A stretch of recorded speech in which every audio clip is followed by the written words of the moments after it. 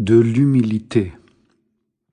De nos jours, peu de starets connaissent l'amour du Seigneur pour nous, connaissent la lutte avec les ennemis et savent que pour les vaincre, il faut avoir l'humilité du Christ.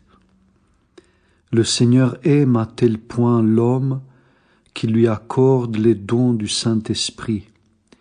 Mais jusqu'à ce que l'âme ait appris à garder la grâce, elle passe par de nombreux tourments. C'est un grand bien que d'apprendre l'humilité du Christ. Elle rend la vie facile et heureuse, et tout devient doux pour le cœur. Ce n'est qu'aux humbles que le Seigneur se révèle par le Saint-Esprit. Mais si nous ne nous humilions pas, nous ne verrons pas Dieu. L'humilité est la lumière dans laquelle nous pouvons voir la lumière, Dieu, comme le chante l'Église. Dans ta lumière, nous verrons la lumière. Le Seigneur m'a enseigné à tenir mon esprit en enfer et à ne pas désespérer. Et c'est ainsi que mon âme apprend l'humilité. Ce n'est pas encore la véritable humilité, mais celle-ci ne peut être décrite. Lorsque l'âme s'approche du Seigneur, elle est dans la crainte, mais lorsqu'elle voit le Seigneur, elle jouit ineffablement de la beauté de sa gloire. L'amour de Dieu et la douceur du Saint-Esprit lui font complètement oublier la terre. Tel est le paradis du Seigneur. Tous les hommes demeureront dans l'amour, et grâce à leur humilité semblable à celle du Christ, tous seront heureux de voir les autres plus élevés qu'eux-mêmes. L'humilité du Christ habite dans les plus petits. Ils sont heureux d'être les plus petits. C'est ce que le Seigneur m'a révélé. Oh, priez pour moi, tous les saints, pour que mon âme apprenne l'humilité du Christ. Mon âme a soif d'elle, mais ne peut l'atteindre, et je la cherche en pleurant comme un petit enfant qui a perdu sa mère. Où es-tu, Seigneur? Tu t'es caché de mon âme, et je te cherche avec des larmes. Seigneur, donne-moi la force de m'humilier devant ta grandeur. Seigneur, à toi appartient la gloire dans les cieux et sur la terre, mais à moi, à ta fragile créature, donne ton humble Esprit Saint. J'implore ta bonté, Seigneur, jette un regard sur moi du haut de ta gloire, et donne-moi la force de te louer jour et nuit, car mon âme t'a aimé par le Saint-Esprit. Je languis après toi, et je te cherche avec des larmes. Seigneur, donne-nous le Saint-Esprit. Par lui nous te glorifierons jour et nuit, car si notre chair est faible, ton esprit est vivant, et il donne à l'âme la force de te servir avec empressement. Il affermit notre esprit dans ton amour, l'apaise en toi par un repos parfait, et déjà il ne veut plus penser qu'à ton amour. Seigneur, mon esprit sans force ne peut parvenir à toi. Aussi, comme le roi Abgar, je t'appelle. Viens et guéris-moi des blessures de mes pensées mauvaises, et je te louerai jour et nuit. Je t'annoncerai aux hommes, pour que toutes les nations sachent que toi, Seigneur, tu accomplis des miracles comme autrefois, que tu pardonnes les péchés, que tu sanctifies et donnes la vie. Il y a une immense différence entre l'homme le plus simple, qui a connu le Seigneur par le Saint-Esprit, et l'homme, même très grand, qui n'a pas connu la grâce du Saint-Esprit. Il est très différent de croire seulement que Dieu existe, d'une connaissance naturelle ou par l'Écriture, et de connaître le Seigneur par le Saint-Esprit. L'esprit de celui qui a connu Dieu par le Saint-Esprit brûle jour et nuit d'amour pour Dieu, et son âme ne peut s'attacher à ce qui est de la terre. L'âme qui n'a pas éprouvé la douceur du Saint-Esprit trouve son plaisir dans la vanité et la gloire de ce monde, dans les richesses ou dans la puissance. Mais le Seigneur est l'unique désir de l'âme qu'il a connu par le Saint-Esprit. Les richesses et la gloire de la terre ne comptent pas pour elle. L'âme qui a goûté le Saint-Esprit le discerne à son goût. Il est écrit « Goûtez et voyez comme le Seigneur est bon ».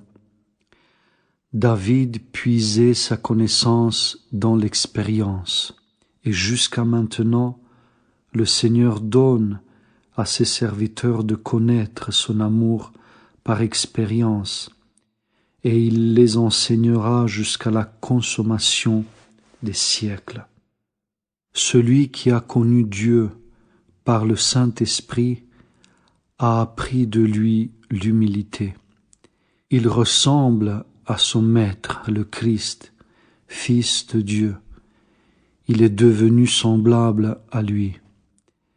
Seigneur, accorde-nous le don de ta sainte humilité. Seigneur, donne-nous gratuitement ton humble Saint-Esprit, tout comme tu es venu sauver les hommes par pure grâce, les élevant aux cieux pour qu'ils voient ta gloire.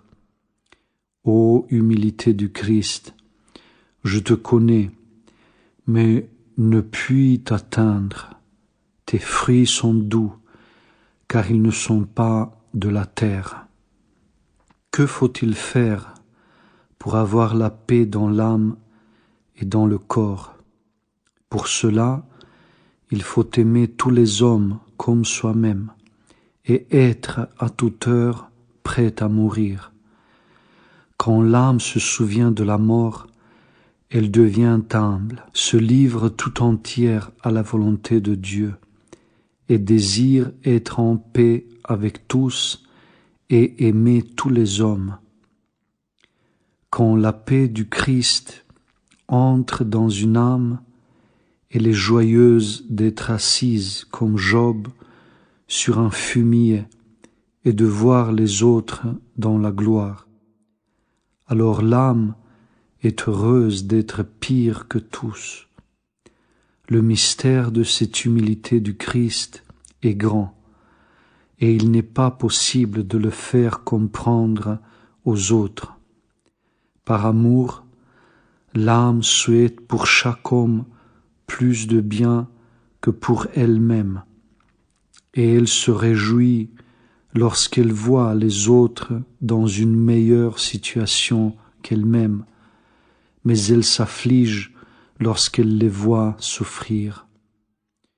Ô, priez pour moi, tous les saints et tous les peuples, que la sainte humilité du Christ descende sur moi. Seigneur, corrige-nous, comme une mère très tendre corrige ses petits enfants. Donne à chaque âme de connaître la joie de ta venue et la force de ton secours. Accorde la fraîcheur aux âmes souffrantes de ton peuple et apprends-nous à te connaître par le Saint-Esprit. L'homme se tourmente sur terre, Seigneur, et ne peut fixer en toi son esprit parce qu'il ne te connaît pas, ni toi, ni ta bonté. notre esprit est obscurci par les soucis du monde, et nous ne pouvons saisir la plénitude de ton amour. Éclaire-nous. À ta miséricorde tout est possible. Tu as dit dans le Saint-Évangile que les morts entendront la voix du Fils de Dieu et qu'ils ressusciteront. Fais maintenant que nos âmes mortes entendent ta voix et revivent dans la joie. Seigneur, dis au monde, vos péchés vous ont pardonnés à tous, et ils seront pardonnés. Sanctifie-nous, Seigneur, et tous seront sanctifiés par l'Esprit Saint. Tous les peuples de la terre te glorifieront, et ta volonté sera faite sur la terre comme au ciel, car toute puissance t'a été donnée. L'orgueilleux craint les reproches, mais l'humble nullement. Celui qui a atteint l'humilité du Christ désire constamment se faire des reproches à lui-même. Il accepte avec joie les injures, mais s'afflige lorsqu'on le loue. Mais ce n'est encore que le début de l'humilité. Lorsque l'âme connaît par le Saint-Esprit combien le Seigneur est humble et doux, elle se considère elle-même comme la pire de toutes. Elle est heureuse de voir les hommes dans le Saint-Esprit, rayonnants et semblables au Christ. Mon âme languit après toi, Seigneur. Tu m'as caché ton visage, et je suis dans le trouble. Et de nouveau mon âme désire en mourir, te voir, car tu l'as attiré. Si tu ne m'avais pas attiré par ta grâce, je ne pourrais pas ainsi languir après toi, ni te chercher tout en larmes.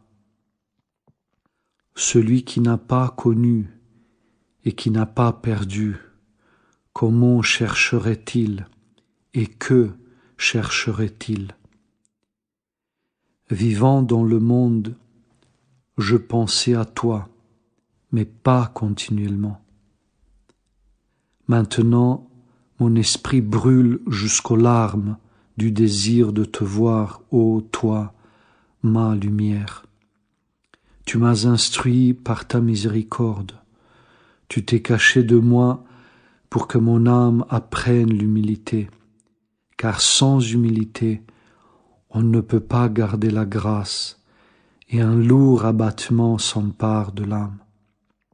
Mais lorsque l'âme est devenue humble, alors ni abattement, ni tristesse ne s'approchent d'elle, car l'Esprit divin la remplit de joie et d'allégresse.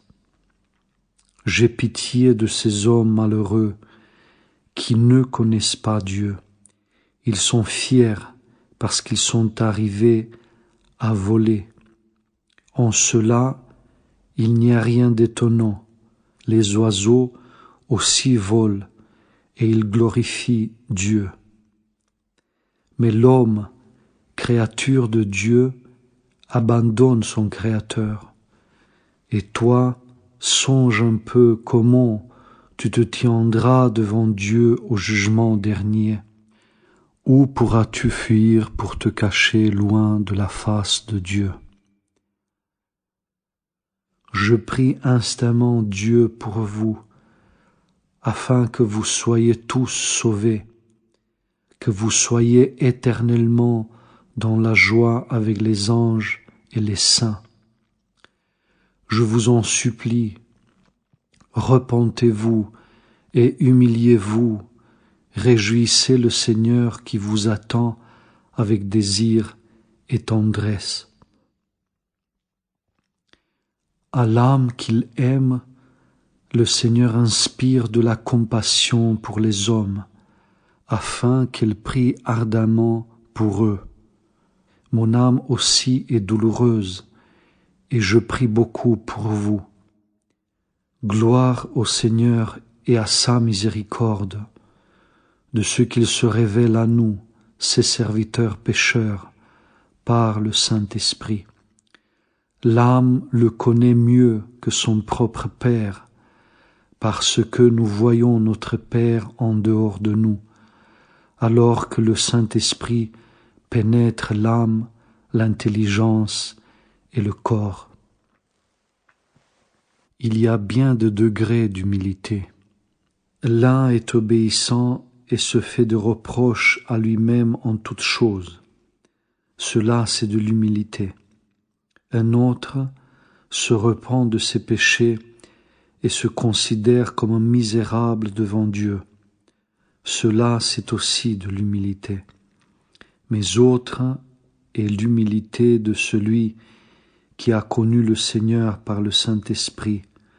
Sa connaissance et ses goûts sont différents. Lorsque dans le Saint-Esprit, l'âme voit combien le Seigneur est doux et humble, elle s'humilie elle-même jusqu'au bout. Cette humilité est tout à fait particulière et personne ne peut la décrire. Si les hommes pouvaient savoir par le Saint-Esprit quel Seigneur nous avons, ils changeraient entièrement. Les riches mépriseraient leur richesse, les savants leur science, les gouvernements leur pouvoir et leur prestige. Tous vivraient dans une paix profonde et avec amour, et sur terre régnerait une grande joie. Quand un homme s'est abandonné à la volonté de Dieu, son esprit est rempli par sa présence, et dans une prière pure, il se tient devant Dieu. Ô Seigneur, apprends-nous par ton Saint-Esprit à être obéissants et sobres. Donne-nous l'esprit de repentir d'Adam. Donne-nous de pleurer nos péchés. Donne-nous de te glorifier et de te rendre grâce éternellement. Tu nous as donné ton corps très pur et ton sang, afin que nous vivions éternellement avec toi et que nous soyons là où tu demeures, contemplant ta gloire. Seigneur, donne à tous les peuples de la terre de savoir quelle vie merveilleuse tu accordes à ceux qui croient en toi.